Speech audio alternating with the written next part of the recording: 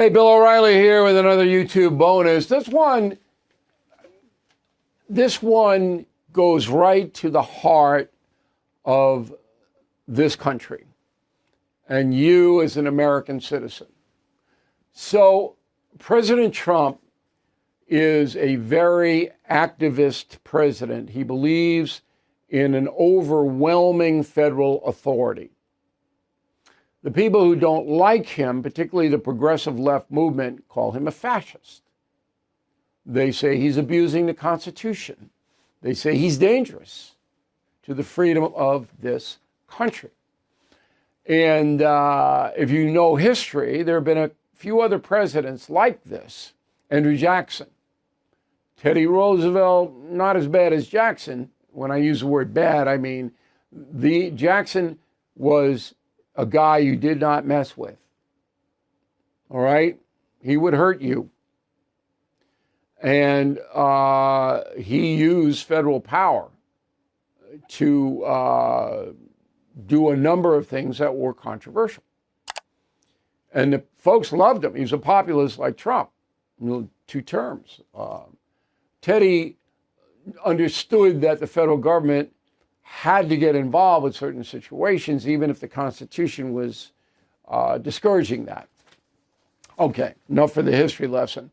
You can read my books if you really want to know specifics about it. So how we going to frame this commentary tonight on YouTube is there's a poll by NPR, which I don't trust NPR, that says 47% of Americans do not support using federal troops or agents to go to local towns to protect people.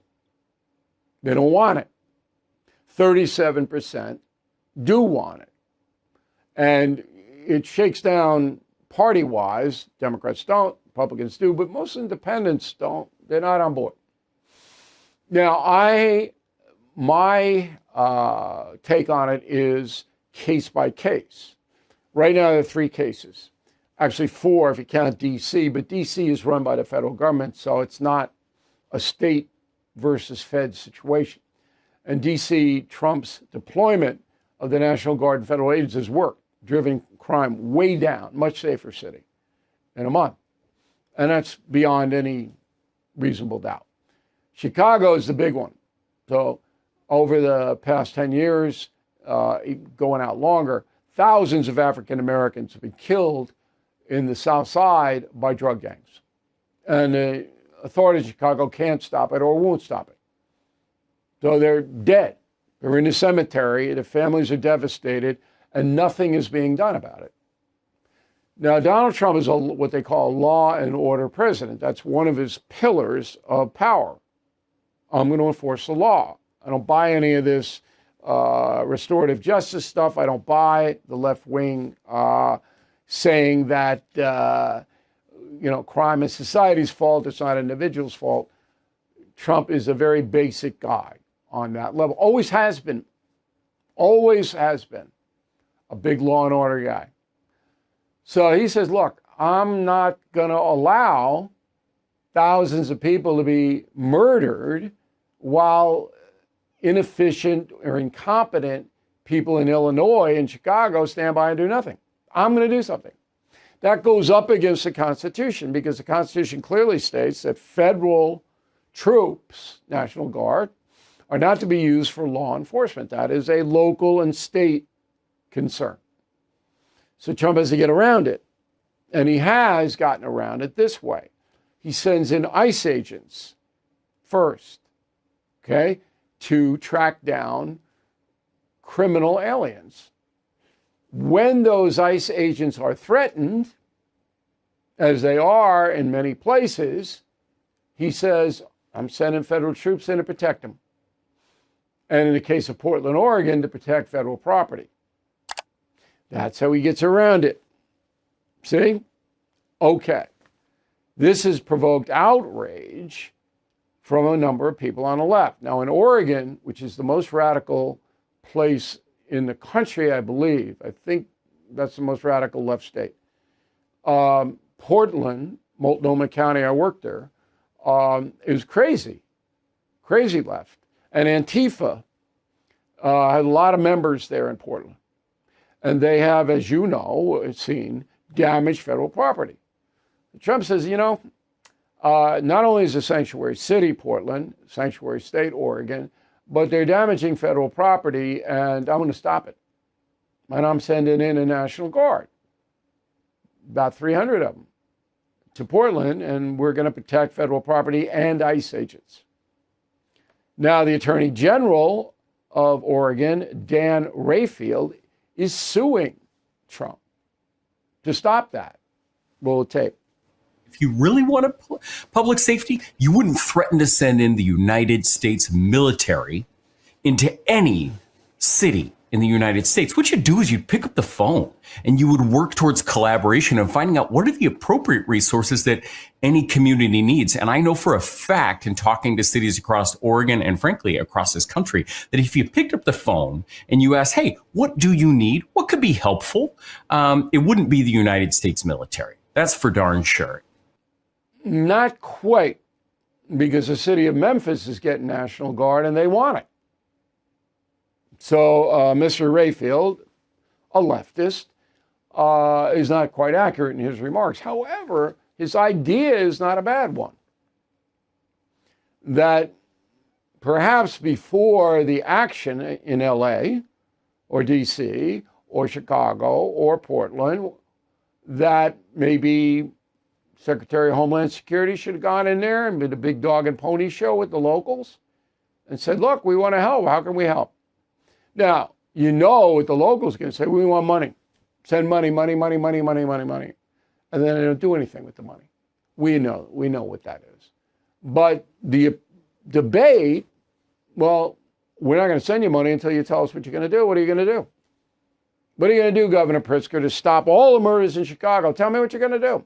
Pritzker can't because he's not going to do anything. Oh, we're going to beef up what? Yeah, bull. Okay? You're not going to do anything. You haven't done anything. By this time, you're not going to do anything. Cold and flu season coming on up. We all know it. And it really is nothing to take lightly. So when people start getting sick all across the country, medications disappear. Everybody wants it at the same time. So it's very, very smart to have a pharmacy you can count on, like All Family Pharmacy. Right now, they're helping Americans get ahead of the curve with 10% off antibiotics, antivirals, other essentials. You know how important it is to have the right meds when you get sick, particularly when your kids get sick. You don't want to be going into the doctor's office, spending all the time. You want to have them at your home. So if you have a few months' supply, you don't have to worry. And that's what we're doing here. If you believe in medical freedom, okay, and taking care of your family, as I do, this is the pharmacy for you. Please go to allfamilypharmacy.com/Bill. Use code BILL10 to save 10%. Now, a guy named Rand Paul, who's a senator from Kentucky, he usually goes against Trump. Not on this one. Go. Portland did not step up, and they let their city go, they let it burn, for goodness sakes. And then they let a whole area become the city, these blocks of anarchy where some sort of local thug rule was going on. So I don't know. I think ultimately what's going to happen, and I think some of this is the president showing the politics of Republicans versus Democrats, is eventually cities like Chicago and Portland are going to give up on Democrats because their people are dying. No. Portland, Chicago are always going to be Democrat, in my opinion, humble opinion. But Portland is out of control. Chicago is out of control. Now, I'm going to play you one more soundbite. When you're in charge of anything, you have a responsibility to fix what isn't working. Listen to Brandon Johnson, the mayor of Chicago. Go.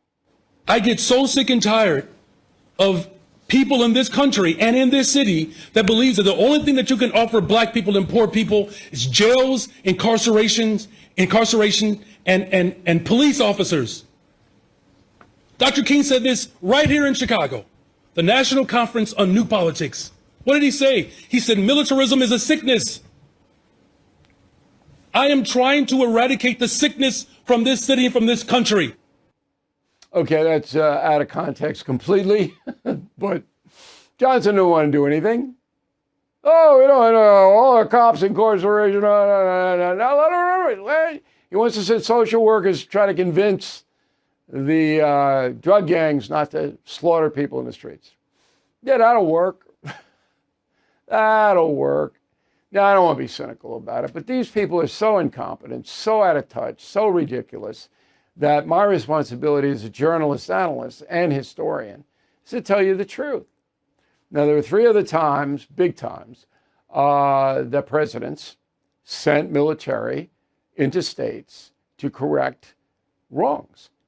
1871, U.S. Grant sent the military to South Carolina to defeat, to break, to destroy the Ku Klux Klan. Soldiers marched right in. And they did. They arrested more than 600, and they killed countless members of the Klan. Broke it until the turn of the 20th century. Okay? Then, in the 50s, President Eisenhower sent troops to Arkansas because the governor there would not obey federal law to integrate the high schools. The troops showed up and said, hey, the governor's name was Orville Forbes. Orville, you're going to let the black kids in. All right? And they did. And then JFK did it twice. 1962, University of Mississippi, that's James Meredith. Okay? And then in the next year, 63, they went down to Alabama because George Wallace wouldn't let them in. So 30,000 troops Kennedy ordered in, 30,000, including paratroopers, showed up. Nobody had a problem. I mean, nobody constitutionally, and the racists had a problem, but come on. And that's why Trump will win this. So Oregon's suing him, Oregon will lose. They'll get somebody to block it. You know how the game goes. But there's precedents for this. And I have to say, particularly in Chicago and Portland, it's out of control. I don't know Memphis that well.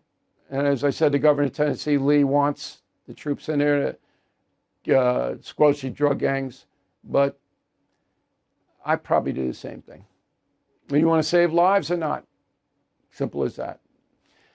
Bill O'Reilly here. Thank you for watching me on YouTube. We'll be back later this week with another commentary.